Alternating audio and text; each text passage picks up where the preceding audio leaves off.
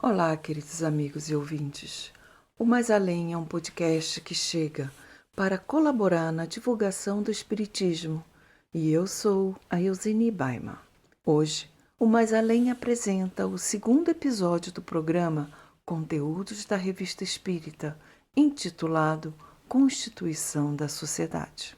O episódio de hoje tem a intenção de dar a conhecer a proposta que Kardec trouxe para a difusão do Espiritismo, tendo como objeto a Revista Espírita. E foi através das suas anotações que ficamos a conhecer o trâmite desse trabalho. Portanto, hoje reproduziremos esse escrito feito por ele no dia 1 de abril de 1858, dias antes do aniversário de um ano da publicação do Livro dos Espíritos, e que passamos agora a reproduzir. Se bem não se trate de nenhum fato de previsão, menciono de passagem a fundação da sociedade, por causa do papel que ela representou no andamento do espiritismo e das comunicações ulteriores a que deu causa. Havia cerca de 6 meses que eu reuni em minha casa, na Rua dos Mártires, às terças-feiras, alguns adeptos da doutrina. O principal médium era a senhorita Dufour. Apesar do local não poder conter mais de 15 a 20 pessoas, concorriam às vezes 30.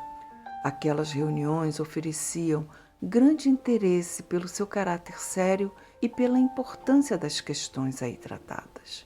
Iam a elas príncipes estrangeiros e outras distintas personagens.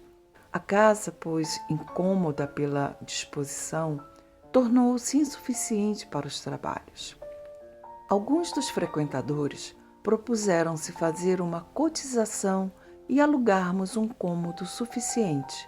Neste caso, porém, era preciso tirar licença da autoridade, e o senhor Dufour, que conhecia pessoalmente o chefe de polícia, se incumbiu disso. A licença dependia também do ministro do Interior, que então era o General X, simpático, sem que o soubéssemos as nossas ideias, conquanto não as conhecesse completamente, e devido a isto, obtivemo-la em 15 dias, quando deveria levar 3 meses. A sociedade constituiu-se, pois, regularmente, funcionando às terças-feiras na casa que se alugou, no Palais Royal, Galeria de Valois, onde permaneceu desde 1º de abril de 1858 até 1º do mesmo mês de 1859. Não tendo podido manter-se ali por mais tempo, reunia-se às sextas-feiras no salão do restaurante do X, no Palais Royal, Galeria de Montpensier, desde 1º de abril de 1859 até 1º de abril de 1860, época em que se instalou em local seu na Rua Santana 59. Formada a princípio de elementos pouco homogêneos, porque se aceitavam facilmente todos que concorriam, a sociedade passou por numerosas vicissitudes que me causaram bem sérios aborrecimentos. Queridos amigos, o texto que acabamos de reproduzir é um breve relato sobre como foi constituída a Sociedade Espírita de Paris, o órgão que assegurou as edições da Revista Espírita para levar publicamente as correspondências que eram recebidas, com notícias, pesquisas e estudos, sempre relativas com o Espiritismo. O texto reproduzido mostra-nos o compromisso assumido por Kardec na divulgação do Espiritismo, tendo a Sociedade Espírita como âncora de apoio no desenvolvimento dos estudos espíritas. E também o comentário que Kardec faz ao final desse texto sobre os aborrecimentos contraídos, percebemos que todos tiveram oportunidade de conhecer a nova ciência e, pelo seu êxito, o assunto foi tratado com bom ânimo e serenidade, pois as vicissitudes sempre são criadas por opositores. Por isso, perseverar no bem faz parte do bom senso. E para melhor reflexão sobre grandeza moral e espiritual, vamos reproduzir 2 notas de José Herculano Pires, que esclarece-nos sobre a postura de Kardec na fundação da Sociedade Espírita de Paris. Antes disso, vamos referir que os escritos e as notas que aqui são reproduzidos foram extraídos do livro Obras Póstumas de Allan Kardec, parte 2, sob o título Fundação da Sociedade Espírita de Paris, publicação da editora LAC, ano de 2005. Vamos então ouvir as duas notas de José Herculano Pires. Nota 106.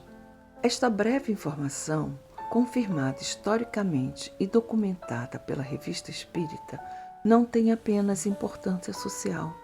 Vale muito mais no plano cultural, como prova de dois fatos que os adversários gratuitos do Espiritismo, principalmente os interesseiros, fazem questão de ignorar.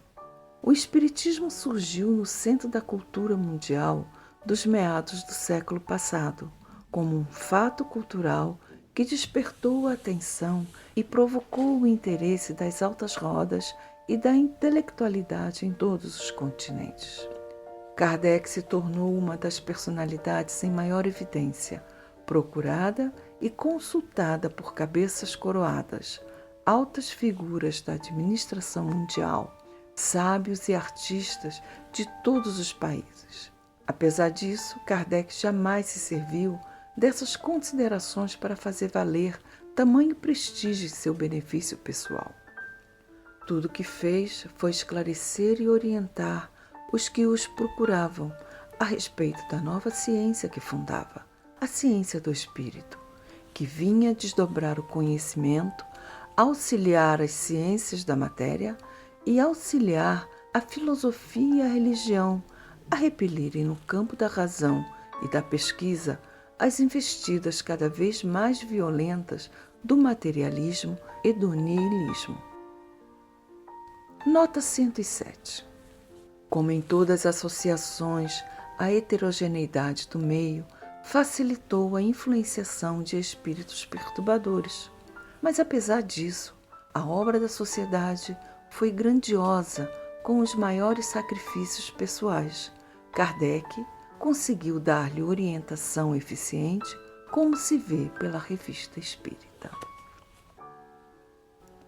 Queridos amigos, queridos ouvintes, o podcast Mais Além, por hoje, encerra esse episódio, agradecendo a atenção de todos e desejando a continuação de bom trabalho e perseverança no bem. E para seguirmos, basta fazer a subscrição no nosso canal, através das redes sociais, para assim receber notificações dos próximos episódios e também de outros programas que serão lançados. Recebam nosso carinho e um abraço fraterno. Muito obrigada, muita paz e até breve.